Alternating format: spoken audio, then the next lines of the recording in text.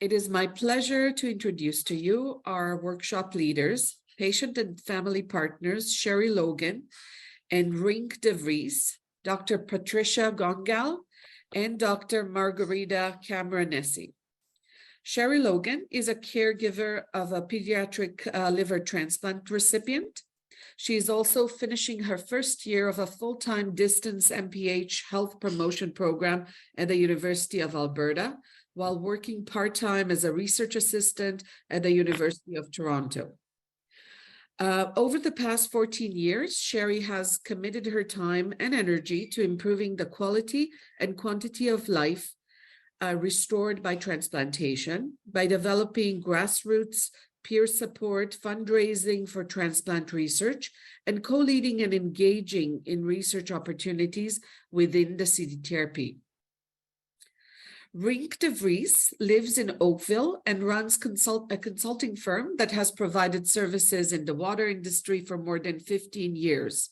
This is in Canada, the US, and the Caribbean.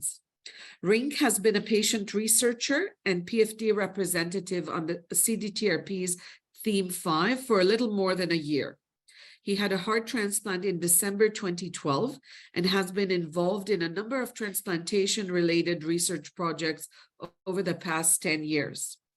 Dr. Patricia Gongal is CDTRP's executive director. She's based at the University of Alberta. She has a background in molecular biology and genetics and has worked in a variety of roles supporting researchers and large-scale research programs in France, the UK, and Canada. Dr. Margherita Cameranesi is a clinical psychologist and a researcher at the University of Manitoba. She has experience in conducting participatory, community-directed, and patient-led research in close collaboration with patient partners and community organizations. I will move forth to invite Rienk and Sherrie to take it from here. Thank you both. Thank you. Thank you, Ruth. Just going to set up our slides.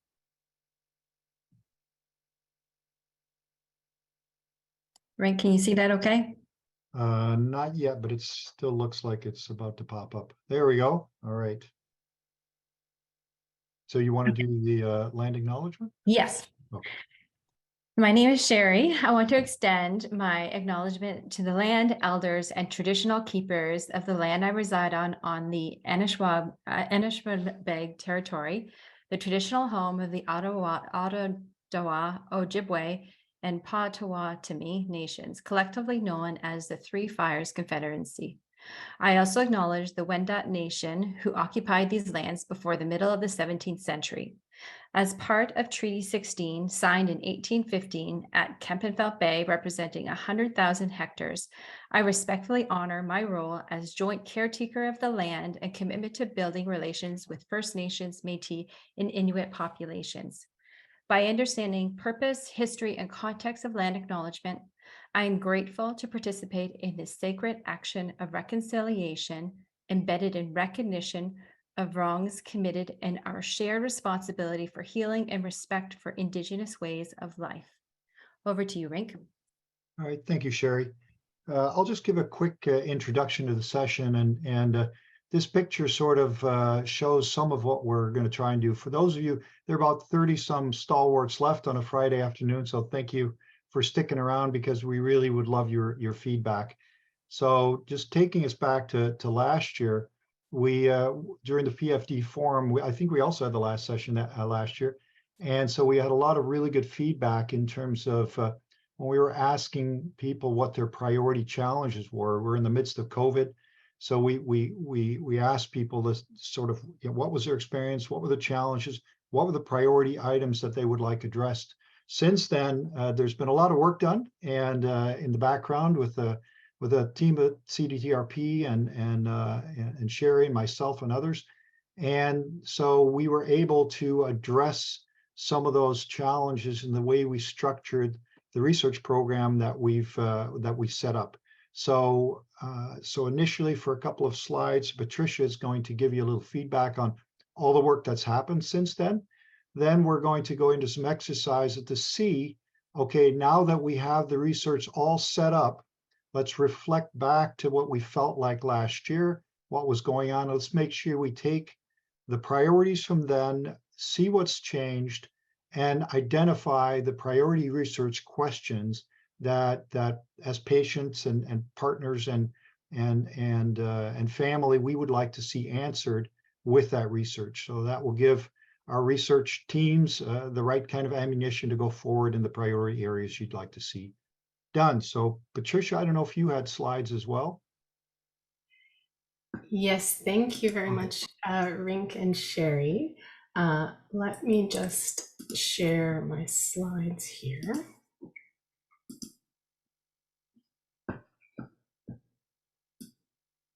Okay. Excuse me. So first, I would like to acknowledge that I'm situated on Treaty 6 territory. I'm based in Amiskwati, Wet'suwet'en, also known as Edmonton, Alberta, where it is a beautiful sunny day and the wild roses are blooming, which is good for the soul. So thank you all for spending your Friday afternoon with us. It's my pleasure to be giving a very brief introduction to this project and the objectives of today's workshop. So in my role as Executive Director of CDTRP, I've been leading the development of this project, and it's really been a great experience to be putting together a large-scale, patient-oriented research project to tackle an issue with such a significant impact on the transplant community, and that is COVID-19. So our specific objectives today are to first share progress on this project, and some of you may have heard about this heard about this project at the CDTRP annual meeting in December, or at the PFD forum last year. So we can update you on progress since then. But our main focus today is hearing from you about your current concerns and priorities relating to COVID that we might be able to address through this project. So the goal is to arrive at some consensus priorities with input from everyone, transplant recipients of all ages, families, caregivers, researchers, all of you who are joining us today. So over the last year, as I mentioned, and Sherrie and Rienk mentioned, we've run 2 different forums to understand the transplant community's priorities around understanding COVID-19 and its impacts. And the 3 themes that came out of that are as follows. The importance of assessing COVID-19 therapies and their safety and effectiveness in transplant patients. We heard loud and clear about the importance of assessing mental health impacts of COVID-19 on transplant patients and their families, and not only understanding those impacts, but doing something about it, developing effective strategies to improve people's well-being. And with an economic lens, what is the burden from an economic perspective and the value of emerging therapies at the level of the healthcare system, but also what is the economic impact at the household level for patients and their families. So during the time that it took to really think through these issues and pinpoint specific questions, the pandemic was changing. People's priorities were changing, the availability of treatments was changing, public health policies were changing. And so we decided that it didn't make sense to build a project to answer what some of our specific original priority questions were, because they were already outdated, like studies of treatments that had already fallen out of use because how fast the pandemic has evolved, how variants have come and go, and how clinical practices have changed. So instead, we decided to build on those discussions and create a framework to regularly check in on the community's priorities, just like we're doing today, and build a project that could respond to those in a more agile way as the pandemic has changed and continues to change. So here is our framework. So we've spent the last year developing this project, planning, securing funding, and preparing for launch. We are very excited to be planning to launch participant recruitment early fall, and we will be looking for a lot of people to participate. So this is a national program. We will be looking for 2,600 transplant patients. Plus, we would like each of them to bring a family member or caregiver so that they can participate as well, and we can understand the impacts from the family perspective. And then from about over approximately 2-year period, participants will be filling out questionnaires from their medical information and status as they get COVID symptoms, different outcomes related to that, mental health assessments on a regular basis, and financial sort of check-ins and to assess the economic impact. And so while we are collecting all of that data and bringing it together in a national data platform, we'll be running regular national forums. This one is the first, to understand the community's priorities and what specific research questions that we can use the data that we collect to answer. So we'll be doing this again in December in Montreal, and with a hybrid format at the CDTRP annual meeting, and then again next year at the PFD forum, and then in December 2024 at the next CDTRP annual meeting. So that is the very quick overview. I would be remiss if I did not thank with really wholeheartedly all of our partners who've contributed to funding this work. With the support just announced today from Health Canada of $1.8 million to deliver this project. We also have the support of AstraZeneca Canada, FRQS to support our Quebec recruitment sites, the University Hospital Foundation for the University of Florida site, the Transplant Research Foundation of BC for our Vancouver site, and hot off the press as of an hour ago, CIHR to support the next two priority setting forums. So thank you very much for joining us this afternoon again, and I will pass it over to Margherita to get us started. Thank you, Patricia. So first of all, thank you everyone for coming, as Rienk said, on this Friday afternoon. I would like to acknowledge that I am in Treaty 2 territory and that I speak from a position of privilege due to the history of colonization and discrimination that has impacted Indigenous people in Canada. So I'm going to be leading us to the first exercise, and the first thing that we would like to do is a poll to get a better sense of what perspective you are coming from. So we would like to know if you are a transplant recipient, a donor, maybe a caregiver or a family member, maybe a sibling of a transplant recipient, or maybe a researcher, a healthcare professional, or whether you have any other connection to donor or transplantation. So we are launching the poll, so I can already see the poll. So please just choose, and if you belong to multiple categories, that's totally fine. I think you can choose just one single choice. So just choose the one that you think reflects better your position, and then we'll go from there. Let's see if we have. Oh, we have already a response. Okay, so it looks like almost half of our audience today is researcher or healthcare professionals, and then we have roughly a third of transplant recipients, some donor, some caregiver or family members, which is great, and then a small percentage that identify in a different category.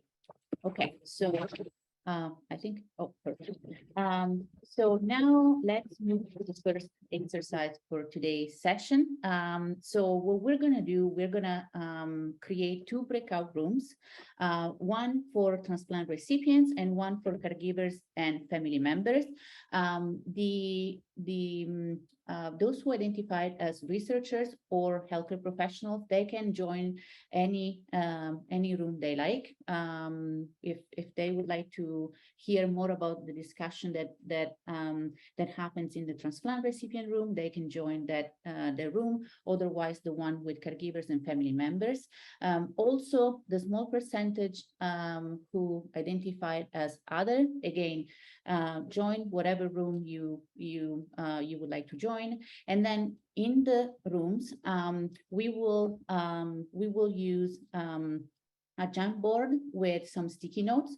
So what the aim of the exercise is for us to understand, to get your perspective on what are your priorities and the issues that you identify as more present for you right now related to COVID. So as we mentioned from previous exercises, we have identified mental health, treatments and financial issues as the three main priorities that were identified, and that's how the research has been developed. But please feel free to add different topics and anything that you think is now more relevant to you and related to COVID. So so we got lots of sort of feedback. I haven't seen the both Jamboards. I've only seen the one for the first group. So are you're ready with all of that? Do we do a quick summary now? Sherrie, do you want to give your? Yeah. Do you want me to put on the slides to pick up? Sure. We'll go into so we can go into exercise 2. Okay, that's great.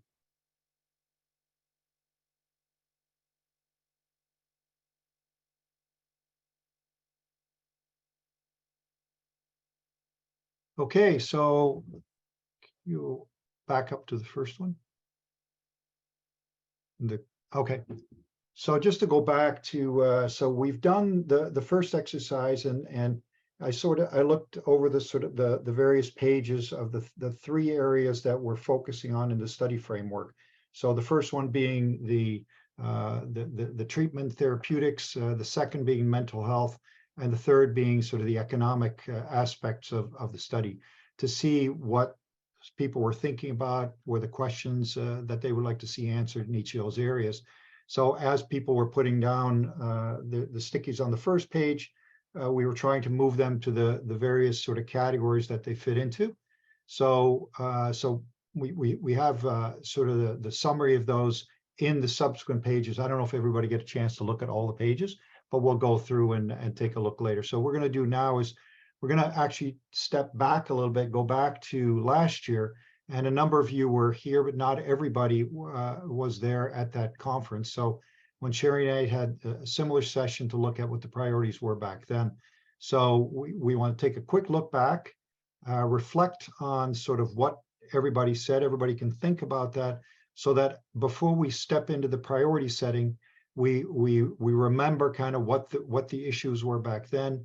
Remember also, of course, go back to what we did on the Jamboards just now and see if we can have some discussion on it, start prioritizing those areas that are really important to people once they've looked at sort of all the aspects of the various pieces that's on the Jamboard, everything that came out of the brainstorming.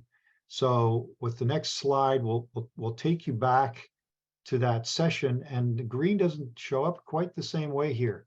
It doesn't, I don't know, it comes up, I can hardly see the numbers. What do you see on your screen? Do you see it, Sherrie, or what do you see? It's got a dark green on the slide here. Yep, that's what I see too. Okay, so I guess just imagine that green is transparent and beautiful and you can read it very clearly. But what we did is we went through and asked everybody how they felt through the various stages of the pandemic. So we started with, how did you feel beforehand? And then we said in stage 2, how did you feel then? In stage 3 and stage 4, stage 3 being sort of the waves when one country was really bad, then another country was really bad, and everybody's sort of confused on what was coming next. And then stage 4, that was in June when we actually had the session. How did people feel when they were coming out of what appeared to be out of the pandemic? We're still in it. So going back to stage 2, so that was in the first 3 months of the pandemic. And we'll just go with the colors for now, and I'll explain. The blue is you felt slightly better. The orange is kind of neutral. The gray is felt worse, and the orange was felt much worse. So about 80% of people said they felt worse, and by worse we mean sort of whatever that meant. And hey, there we go. Okay, now it's transparent. But about 80%, 81% of people said they felt a little bit worse in the first 3 months when it just hit, and we may not have been affected yet. Then when the waves hit, sort of in stage 3, there were 90% of the people on the call, patients, families, partners, that felt worse during the pandemic waves. And you can see as we start coming out of it, we went to, we have the orange and the gray are now down to about 45%. So it was getting better, and we're still in it. Even today, I normally play soccer on a Friday night. I had a text just now of someone who was not coming. We just always text every Friday, hey, are you coming? Are you not coming? One said, nope, not coming, got COVID, I'll see you next week. So it's just part of, it's changed in how it's affecting us, how it's infecting society in general. So with that, so just take back the next slide. Sherrie's going to talk about that we took the information that you provided last year and categorized that which anxieties, which challenges you thought were the most important to you to try and resolve. So Sherrie, you want to do the next slide? Sure. All right. If I get the next slide up. Perfect, thank you. So at last year's PFD forum, patients, family, and donors provided valuable input through feedback, perspectives, prioritizations of emotional and financial burdens, along with concerns about treatment and information related to COVID-19 pandemic. So here's some of the identified top patient and family challenges. So the research objectives from patient and family perspectives were to address top challenges, provide better supports, improve patient and family quality of life outcomes in pandemic times. So just looking at what we actually captured, some of the data that is quite incredible, that has really shaped the work that we've done. So some of the top challenges identified at last year's meeting was with anxiety. You see at the top, 11 means that out of the quotes that we captured in the information provided for feedback, was that 11 people indicated that anxiety, fear, and depression were something that was in the forefront as being a priority. 11 people also indicated information overload and the lack of tools. Seven people identified with social isolation, 6 with government and healthcare policy concerns, another 6 with family impacts, and 4 quotes specifically spoke to disappointment and anger. And just to give you a sense of what some of those quotes that we captured looked like, and a lot of it was from the Post-its and sticky notes that we asked you to just do during that past session that we did. But some of the ones that we would like to highlight are feeling forgotten by the political and health leaders, scared to venture out, overwhelmed by bad information, angry about not being able to see family who are dying, feeling alone, and that I did not belong to society anymore. So as you listen to those, so it's interesting to see how things will compare to what you're feeling right now. And that's sort of what we're trying to get a sense at. CDTRP has created a unique environment of prioritizing patient-oriented research to ensure projects address our needs and fill the gap, are meaningful, relevant still, and are a priority of patients, and identify some of the barriers and challenges and even the burdens that we feel. By sharing your lived experience and your perspective and voice and position, whether it's changed or there's a variation in what we're feeling, all this feedback that we're providing is informing research and what you're seeing. We're now coming back and looping you back into saying, is this all still relevant? Are we looking at moving forward in a different way or changing slightly, or what variation is here? So involving you with the feedback. We're collaborating once again to identify priorities as we move forward And we're being empowered to help make these decisions on how to shape this research. So Rienk and I will now be leading you through a little bit of an exercise session to kind of go back to what we have captured in that last exercise 1, and to take a look at each other's Jamboard, see what actually came out of it. So I think that those are some really great things. So as you see, things like reflecting on the priorities from 2022. So I want you to keep that in the back of your head. And the things that I had mentioned as far as what we had decided was the priorities last year. So as we're thinking about those, we're also going to split into our big breakout rooms again and look at, reflect and say what has changed, what is still a priority, what kind of variation is in the room, is there anything that we're missing? We can always add to these Jamboards as well in what we're looking at. And then review some of the results in the brainstorming exercise coming up. And then prioritize as a group, eventually come together and prioritize the most important research questions to be answered. Before we get started in this, did we want to take a moment to look at each other's Jamboard? I think that's what we have to kind of come together and take a look at that.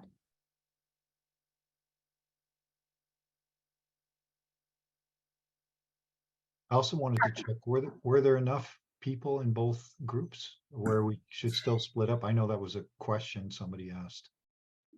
How many did you have in your group, Sherrie? So a total of 3 caregivers, and then we had also a donor, and we had some researchers in the room as well. Okay. So that's a good question.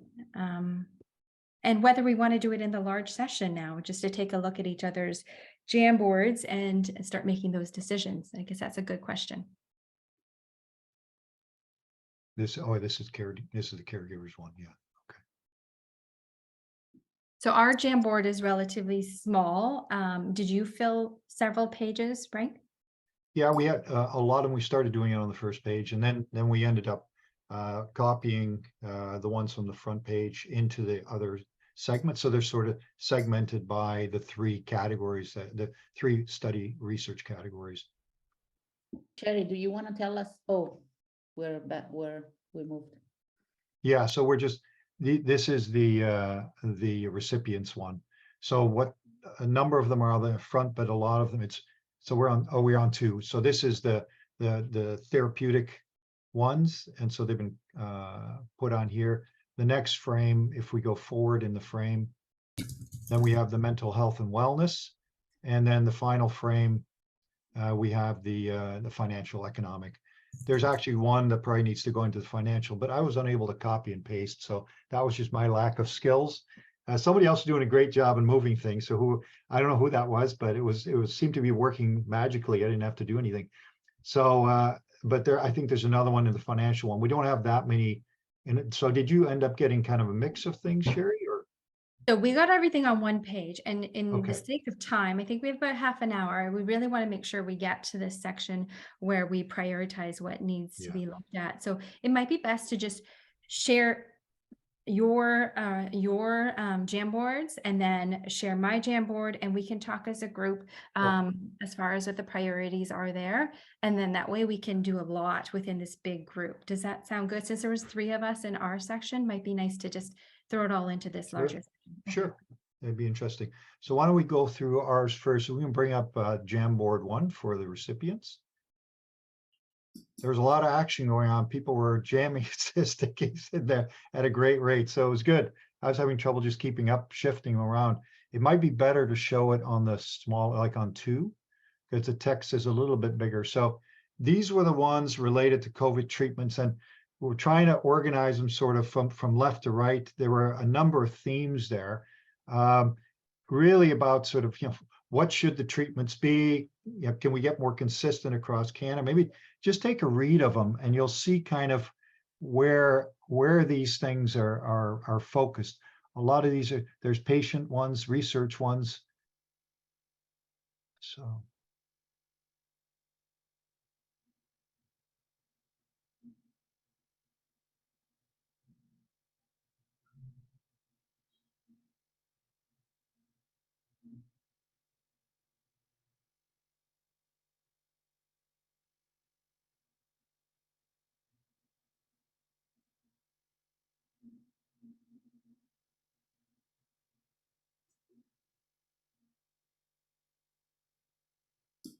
So you can see some of the themes, and then the next one. So these are all the mental health and wellness ones. And again, this is where some of the themes back to last year kind of popped up again.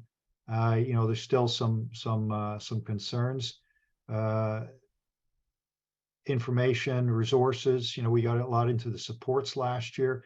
The isolation piece, PTSD. I think those were all again repeats from last year as well. What we can and can't do. So it's the family and friends. Same thing happened as that was still last year also. And the needs. We talked about that too. That second to last sticky. The lack of mental health services, or certainly consistent health services access. We talked about that last year as well. And supporting one another kind of reminded me again of, Sherrie, you said you had some groups that you were part of. You guys talked about a lot of things. It's things that you can tap into so you don't feel kind of alone.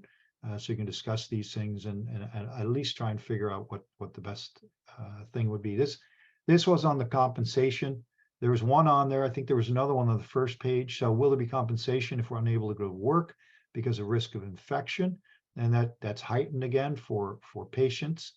And on page one, there was one that was, if you can scroll back to, sorry to have you scrolling there.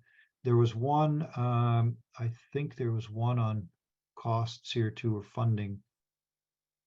Maybe it was the, I don't see it now. I think there was another one somewhere on funding as well, but so any thoughts? I mean, anything that you see that you want to talk about, things that are missing. It felt like the mental health was a huge thing last year, not so much this year. Really, it's focused very much on the COVID treatments. So I guess I was interested to see everybody dove straight in there. It probably wouldn't have been my first thing to go into, but it's not my first concern, I guess. And then not too much on the economics. I guess wasn't a surprise. I was expecting Kidnappa to have a couple in there, but she may have been in the other group. So Margherita, you had your hand up. Yes, I wasn't here. I wasn't at the forum last year, but it looks like from what we are reading that last year, because of different circumstances, participants were more worried about like the immediate effects, right? The immediate needs, like their anxiety, right? Symptoms. Mental health symptoms because of isolation and their immediate needs, right? Mental health needs, physical health needs, and now they're more geared towards the future in terms of thinking about what about long-term effects, what about they're going to be standardized tool that we can access across Canada, or protocols, things like that. So that's just a comment, I guess. Yeah, no, that's true. Yeah, there was a lot more of that. We didn't think about that too much last time. It didn't come up the same way. So that's interesting. I thought maybe there's more on long COVID, and there's a little bit on there, a couple of stickies, and sort of more on the long term. So maybe that's important from a research perspective, that we really look forward to the future to make sure that we're, it's back to the resilience. How do you build resilience in the way you do the research and in what you research, make sure we're ready for anything, and I think that's a good message. Christy? I would just add to that, at least from my perspective, regarding the whole mental health piece. I think it almost speaks to what we as recipients and families have found throughout the transplant journey, is that we are on our own as is.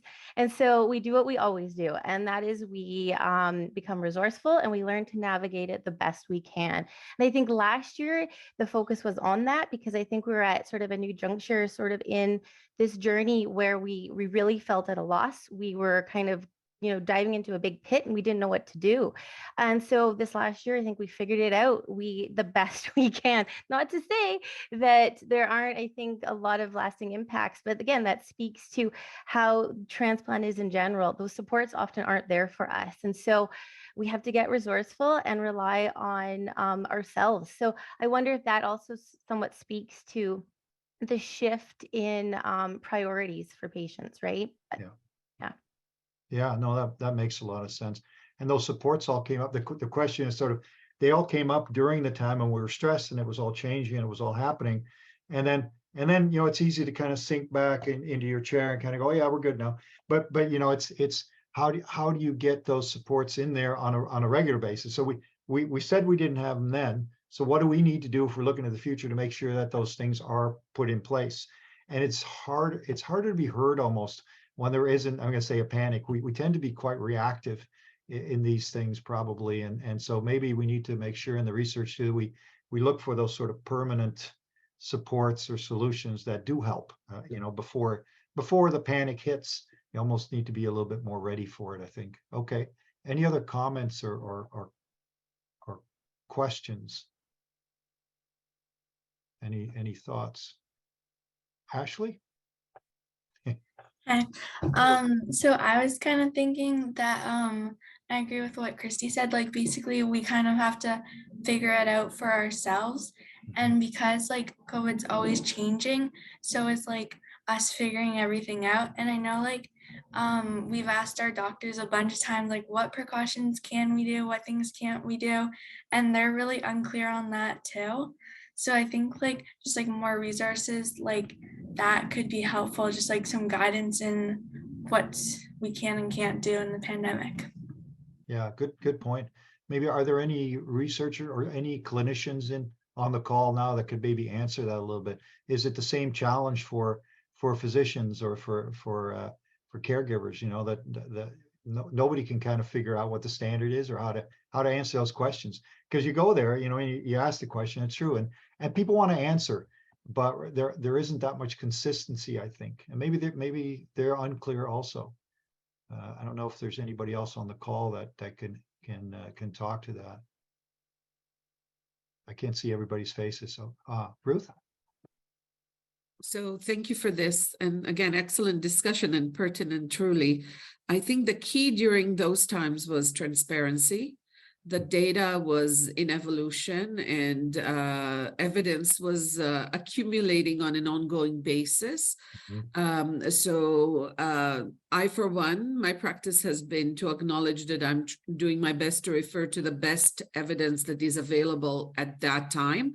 And the discussion always involves the benefits versus the risk to the best of our knowledge at any given time point. So, and again, the partnership is also in the clinical context, not just in research. So shared decision-making in that kind of context was certainly challenging.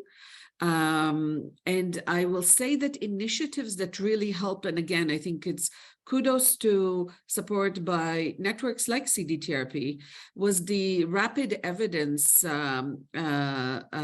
effort. So these rapid systematic reviews where communities came together to try and generate and collate the best possible evidence as quickly as possible. Thank you. Yeah, it's an ongoing thing, isn't it? It doesn't stop, and it's almost, you need to keep having that conversation again and again and again to see what new stuff is there to help make decisions on. Same for patients, you know, we're trying to wade through all kinds of sources of information wherever we can get them. And it's back to having sort of a trusted source that you can tap into, whether you're a patient or a clinician or family partner as well. So, okay, any other thoughts on that? So I don't know, were there other places? I mean, I guess I would have loved to have seen a little bit more on the mental health side. I would have loved to have seen a little bit on the economic side too, because there's one person I know, they were going through their transplant. They had to fly in from North Bay, I think it was, or North Bay, and they were completely out of their element. They had to give up their job, and the family had to stay in a hotel, you know, at a reduced rate at $200 a night. I was just seeing some situations where I thought, well, some people were really hit while the transplants are going on and COVID hit. And so I know that I was fortunate enough not to be in that situation, but I saw others that were, and I didn't know if that was just a single instance, you know, that's a story, but I didn't know if there were wider things that patients worried about. And so that they did lose income. They lost, a means to support their families. So I don't know how prevalent that was, but I was hoping I'd see a little bit more in there. So there's the economic piece. Can we afford to provide vaccinations for everybody? And that's one thing. But I think at an individual level also, I guess there are, again, maybe it's just me, maybe just what I happened to see that one time, but I don't know if that's wider. Has anybody seen any more issues like that come up where people had to stop working, ended up really being disadvantaged because of that? I don't know. Any thoughts on that, Christy? I hadn't thought of that, but again, if you give us more time, I'm sure we'll fill more. But yes, no, it is. And I think it's also the problem of falling sort of behind because you're not able to say attend those in-person meetings. You're making that conscious choice not to attend those in-person meetings or those conferences or, stay apprised of those events if they don't offer that online option. And you're doing that to try and protect your health. But it's like time is not, you're not able to say current necessarily, and time is moving on and the world is moving on. And so I think that affects you. And that has implications, I know, for others, other recipients that I know who've chosen to change jobs. They've had to take pay cuts because they didn't want to be in that office cubicle where there were no safeguards in place. So I think there's a lot of considerations around that as well. All right, thank you very much. Sherrie, did you want to go and look at your Sure. Jamboard? Sure. I think that you might see a little bit of a different story on our section. Is someone able to share the Jamboards? Yes, I can. Give me 1 second. And to fill in a little bit of time while that's happening, to answer Christy's question, I guess, Rienk, is that when you have your child as a caregiver, when your child's in school every single day, they can't avoid people. Like if your child's a transplant recipient, they don't have the luxury to say, I'm going to work from home, right? It's just, we are trying to find our way back into the classroom, and there's 4 different classrooms and there's sick people everywhere. And so financially, we have picked up the costs of buying better masks and making sure that, every month we're $200 out of pocket for, making sure the safeguards every time we leave the house, that we have those protections. So I think that that's a piece of it. Like, when you don't have the flexibility to say, I'm just not going to go, I'm going to change jobs or I'm going to do this as a child, those same rules don't apply. And if you choose online school, then it is really challenging because then you lose out of academic experience and you get a subpar academic experience as well, as we experienced the first year of the pandemic. So in this, actually on the front page, I organized it a little bit. There was a lot. I think this is getting organized better though, because you can see it. So you'll notice that everything, just to give you a visual, everything for mental health and wellness. So put mental health and like some of the physical health in there as well, but it kind of grouped together. There was some overlap. So that's in orange. So you can see a good chunk of caregivers still felt that this is a very important piece. Now, I know that there's been lots of discussion about like why that is in previous groups, but I'm curious to pick the brains of other caregivers in this group to say, why they think that might be, maybe even transplant recipients to get a sense of why that may be. In green, we have other resources, things that would help us, the protocols, things like, what do we do? Like there's protocols, several spots, yeah, so just to give you a sense, so there's other resources and really needing those resources. In blue is about treatment and taking a look at that. And then yellow, I didn't really know where to capture that. So it's multi-homes and unique challenges that are being faced. I guess that's some financial as well, as we were talking about. So if we move to the next page, maybe they're being bigger so people can see them. Treatment. So here are the treatment ones. So if I'll give you a second just to read through those.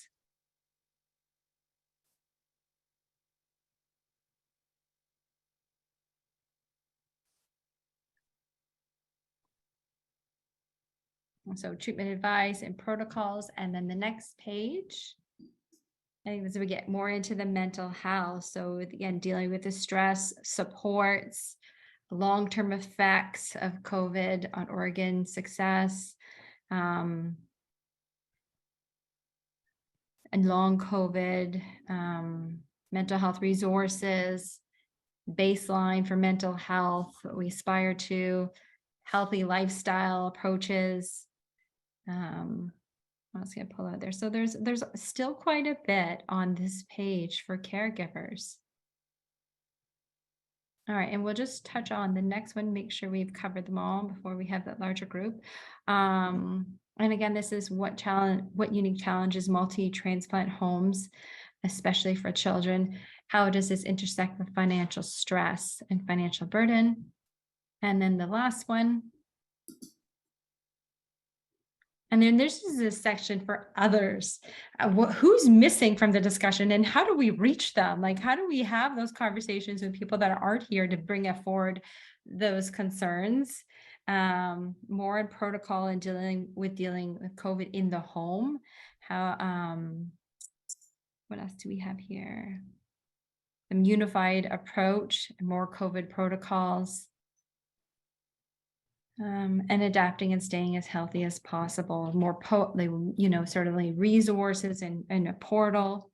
So I think that this is really, really important. I think one thing that I didn't see highlighted on there, and I tried to stay off of it because I don't want to overshadow that voice in there, but is like, with other siblings in the house as well. And how is the whole family dynamics coming together as a caregiver? We're trying to balance the needs of everybody and to ensure that, that safety and health is there by balancing the other, transplant siblings as well, and making sure that their needs are being addressed as well.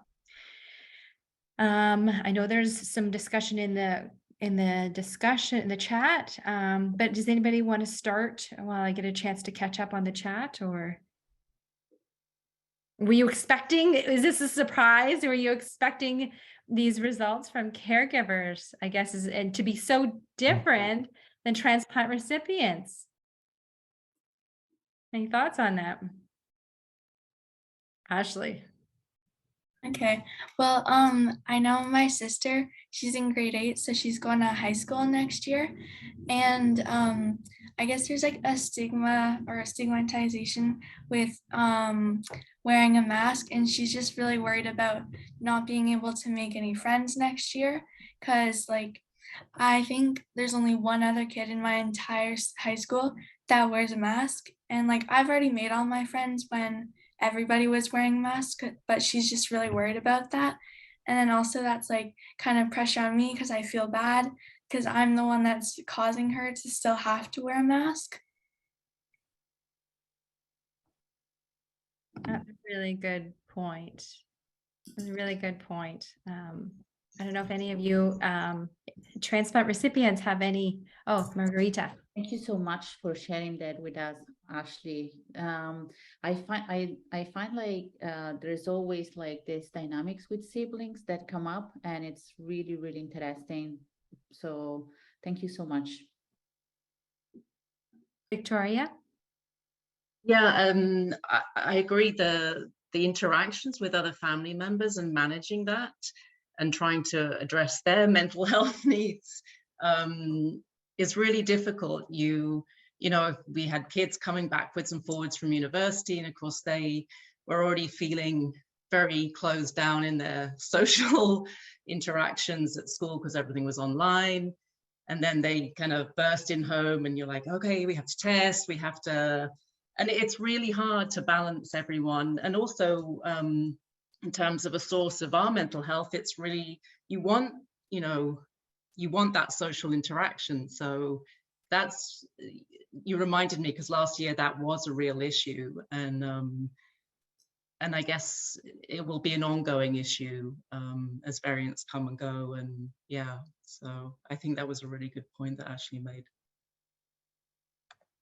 Yeah, thank you for sharing that, Victoria. Anybody else have anything in regards to that? Yeah, I can quickly jump in here. Yeah, Ashley, thank you so much for sharing that. As you were saying that, I quickly teared up. So very, very powerful. It really put me in a place where, you know, I reflected on my experience. I don't wear a mask anymore when I go out and about. I think a lot of it is just that stigma.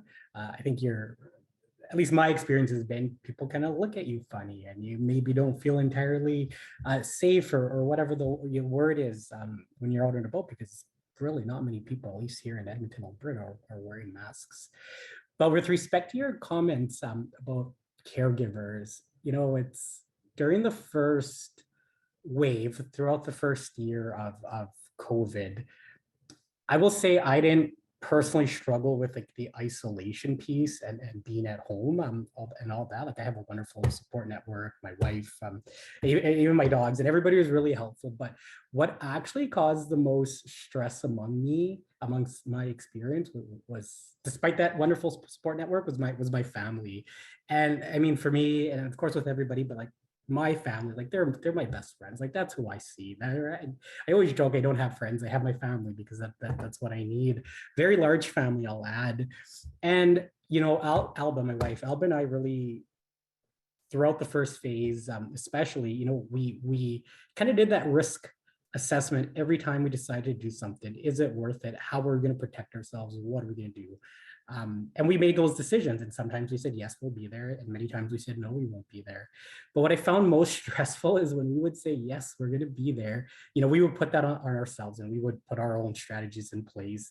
But it was almost like a burden for our, let's call them caregivers, for the broader family, because they're worried, they were so worried about us, and I'm too close and I'm too this and I touched that, so I can't, and like I found that really, really, really stressful. So that's kind of my memory of the COVID, is not really being stuck at home. It's all those struggles that I had, and then that caused, and I won't go into it, but then that caused other issues for a brief time there.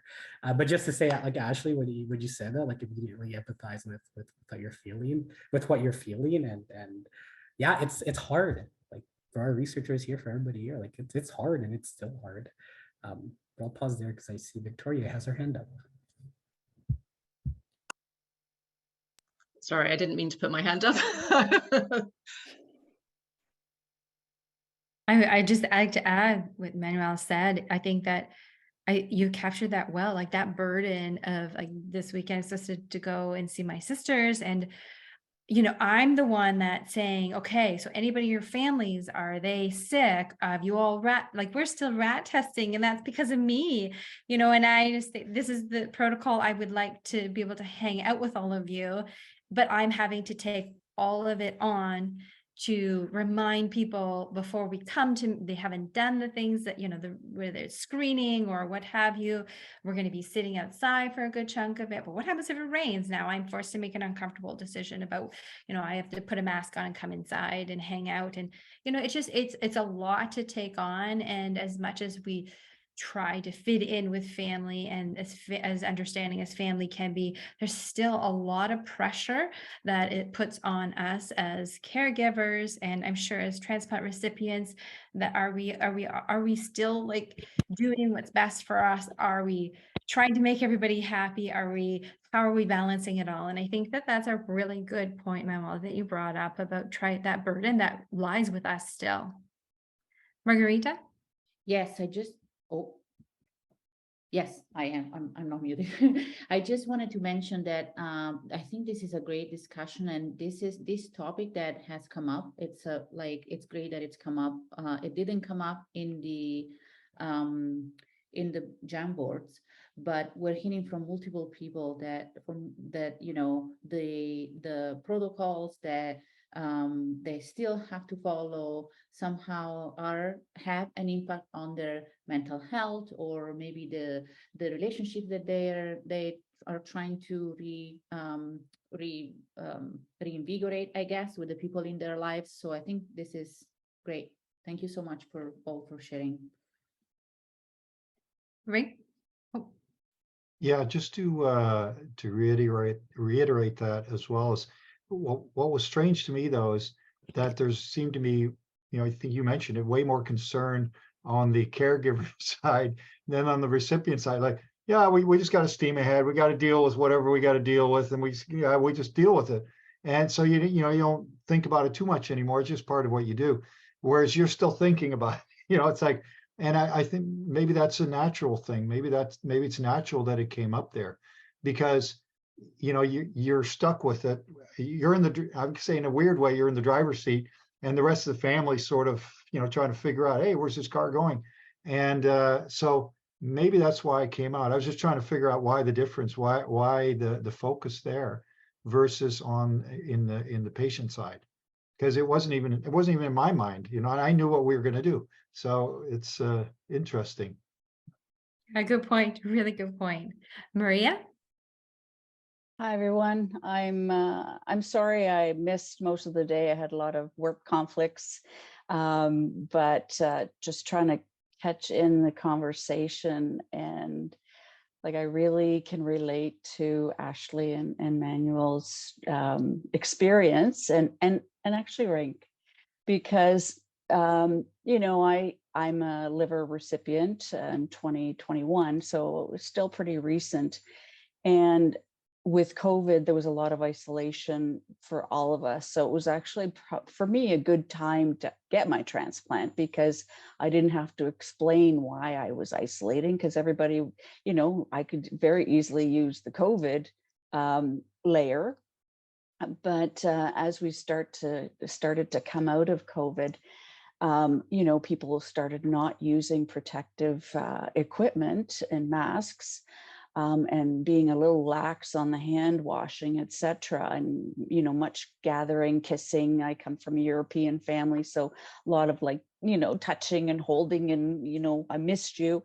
And it's like that social distance awkward, right? But I think going forward, I always carry my mask. And I always have good intentions of, I'm gonna, I start off with the mask, but then I feel kind of this social awkwardness when I'm in a room and everybody doesn't have their mask. So now it's like, well, what's wrong with you? You're still wearing your mask. Whereas before we could hide the fact that we were common folk, right? We didn't have to say, oh, I'm doing this because I'm transplant, patient or whatever. So it's kind of, the mask is symbolic of like where you're at. For me, I just thought I'd throw that in. Oh, I think you've captured that so beautifully, Maria. I think you have to, and the magic that goes on in these sessions is certainly something that continues to evolve. And this is an incredible ability for people to express varying opinions and find commonalities, but also know that there's a variation in that and where we come from, even between transplant recipients and caregivers, the huge variation, maybe a larger variation, but even variation within transplant recipients. So with that, as we're starting to close up, it would be wonderful to keep conversations like this moving forward, to be able to have the transplant community to keep polling information. There's so many ways that we are trying to think about how to continue this conversation through the research process that we have. We're lucky enough to have the forum. We're lucky enough in December to have the conference.